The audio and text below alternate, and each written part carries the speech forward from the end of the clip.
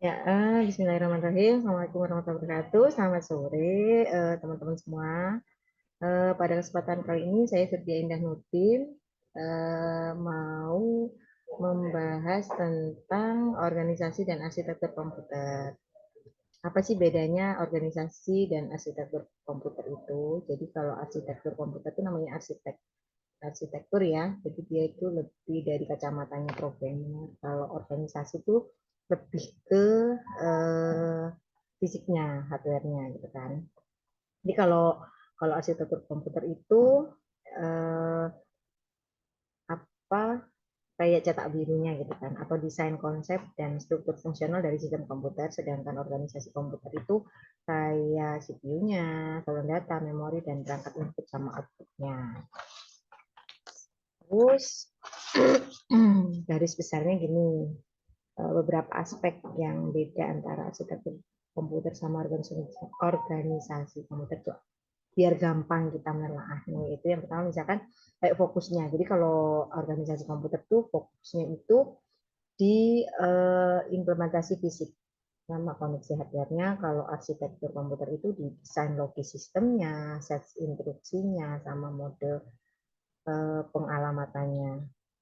Kalau dari perspektifnya itu, kalau organisasi komputer itu dari detail teknis, eh, kalau perspektif dari arsitektur komputer itu abstraksi untuk programnya. Jadi contohnya kayak gimana sih? Contohnya itu kalau organisasi komputer itu desain pipeline-nya gimana, sistem busnya gimana. Kalau arsitektur komputer itu desain isanya, arsitektur ARM-nya sama X86-nya. Nah, terus bedanya lagi itu dari aspek pengaruh. Kalau pengaruh itu kalau organisasi komputer itu kinerja nyatanya, efisiensi hardware itu seperti apa gitu kan. Sedangkan kalau arsitektur itu kinerja teoritisnya lah sama kompatibilitas dari perangkat lunak. Itu yang pertama topiknya ya, kita tentang beda antara organisasi dan arsitektur komputer. Selanjutnya perkembangan kinerja komputer dari generasi-generasi. Nah, pada prinsipnya generasi eh, komputer itu terjadi kalau di teorinya sih dari buku yang saya baca terdiri dari 4 fase. Yang pertama, generasi pertama itu 1940 sampai 50-an, terus selanjutnya 50-60-an, terus generasi ketiga 60 sampai 70-an, sama generasi yang terakhir tuh yang 80-an sampai sekarang yang dipakai. Generasi pertama itu kayak gimana? Itu yang tabung vakum. Jadi dia ukurannya besar, banyak makan ruang. Saya share screen ya. Seperti apa? Coba saya share screen dulu ya. Kita bisa ngeliat tuh. Bareng-bareng kita lihat ya. Generasi, generasi pertama komputer. Nah,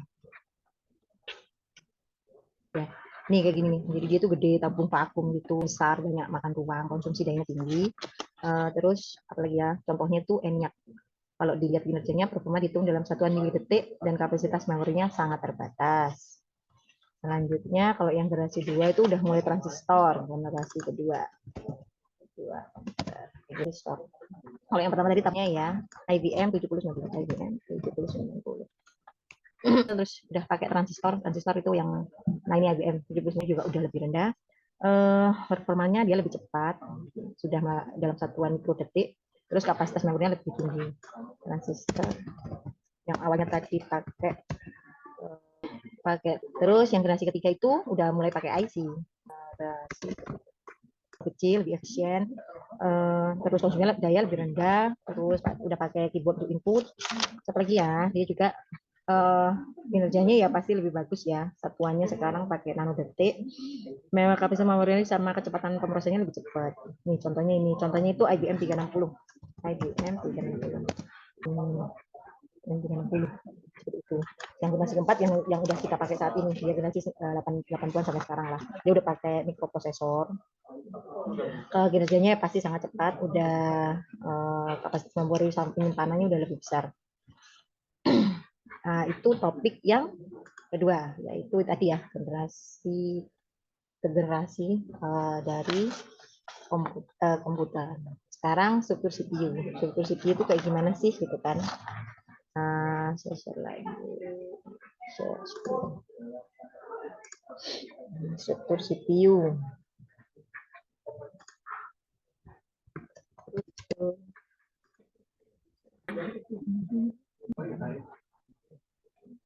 Gimana ya cara ngedinya? Semoga bisa kelihatan ya. Image size. Nah, nih. Garis itu otak kayak otak manusia. Jadi otaknya komputer ya CPU nih. Kalau nggak ada CPU ya nggak jalan karena di sana itu semua perhitungan, instruksi itu dijalankan oleh CPU. Komponen utamanya itu ada 4 yaitu kontrol unitnya ini, terus ALU itu ini unit aritmatika dan logika, terus register sama bus, ada busnya. Apa sih ininya masing-masing gitu kan? Kontrol unit yang pertama, kontrol unit itu apa? Kontrol unit itu tugas utamanya itu mengarahkan operasi komputer dengan mengirim sinyal ke bagian-bagian lain. Jadi unit kontrol ini mengatur aliran data dari CPU ke yang lainnya. Terus menginterpretasikan instruksi dari program yang dijalankan. Nah, kalau ALU, aritmatika dan logika ini, dia yang bertanggung jawab melakukan semua operasi aritmatika kayak penjumlahan, pengurangan, perkalian, dan bagian itu pakai itu. Jadi dia pakai logika OR, AND, NOT gitu. Nah, kalau register ini apa? Dia tempat penyimpanan kecil yang sangat cepat dalam CPU. Register ini dipakai untuk menyimpan data sementara. Terus di register ini ada macam-macam sih, ada register data, register alamat, register instruksi gitu kan. Nah, kalau bus di sini itu saluran komunikasi yang digunakan nih, bus internal CPU. Ini saluran komunikasi yang digunakan untuk transfer data antara berbagai komponen dalam komputer. Jadi ada tiga jenis utama bus itu. Jadi data bus untuk transfer data, terus address bus untuk transfer alamat memori, sama control bus untuk transfer sinyal kontrol. Ini tentang CPU ya. Selanjutnya, topik selanjutnya. Oke, topik selanjutnya yaitu tentang diagram siklus instruksi dalam CPU. Yuk kita cari lagi diagram. Sekarang mari tentang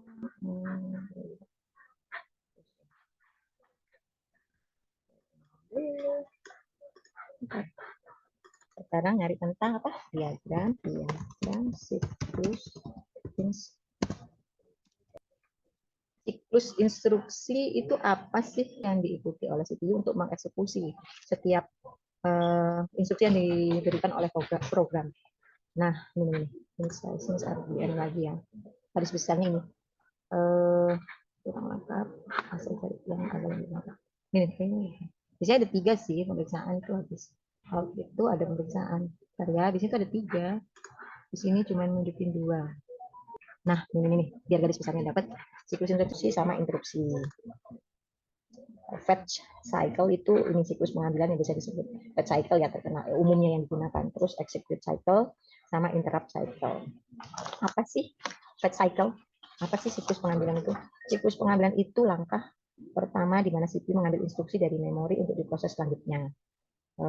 Jadi selanjutnya yaitu execute cycle. Ini siklus eksekusi ini siklus pelaksanaan dari instruksi yang tadi udah diambil sama fetch cycle terus dieksekusi.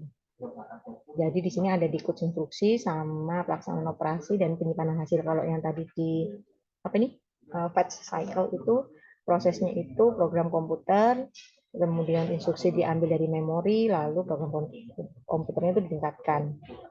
Setelah tadi masuk ke execute siklus, selanjutnya yaitu siklus interupsi. Siklus interupsi itu apa? Atau interrupt cycle misalnya. Itu mekanisme penghentian atau pengalihan pengolahan instruksi dalam CPU ke rutin interupsi.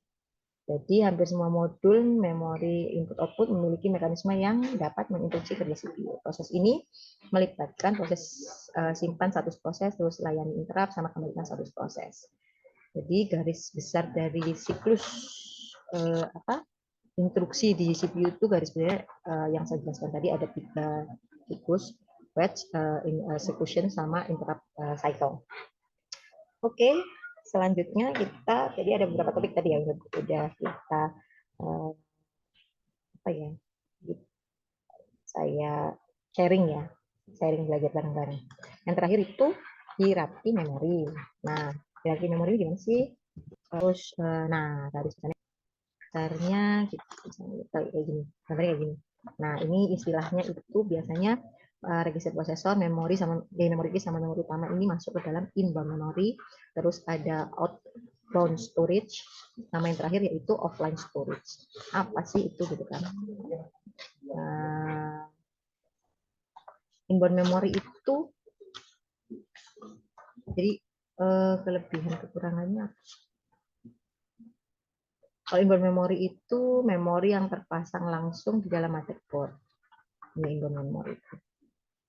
Memori biasanya sangat cepat dan digunakan untuk operasi yang memerlukan akses data cepat. Contohnya yaitu register, keys, sama memori utama.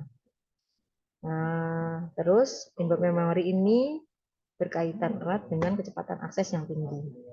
Jadi sangat penting untuk media komputer. Kalau outbound storage ini apa? Disk-disknya ini. Disk-disk ini outboard storage biasanya dikenal. Ini perangkat penyimpanan eksternal yang terhubung ke komputer tetapi tidak berada di dalam motherboard. Jadi dia nggak di dalam motherboard. Penyimpanan ini biasanya lebih lambat dibandingkan sama input memori tadi. Contohnya itu apa? Contohnya itu hard disk. Itu kan di luarnya motherboard. Terus apalagi ya, CD-ROM itu juga, itu kan di luar motherboard. Kalau outboard storage ini penting untuk jangka panjang dan kapasitasnya besar. Terus yang ketiga, yang tape magnetik sama cakram optis ini yang tadi offline storage. Offline storage itu media penyimpanan yang tidak terlalu terhubung ke komputer dan biasanya digunakan untuk backup atau data. Contohnya yaitu magnetic tape, itu digunakan untuk backup dan kapasitas penyimpanannya besar tapi kecepatannya lambat.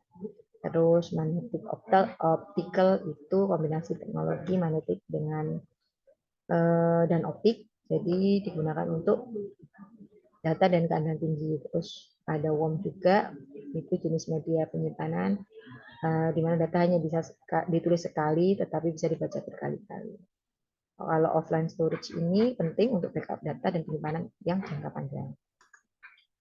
Terus apa lagi ya? Mungkin itu dulu kali ya yang bisa saya share. Apa lagi?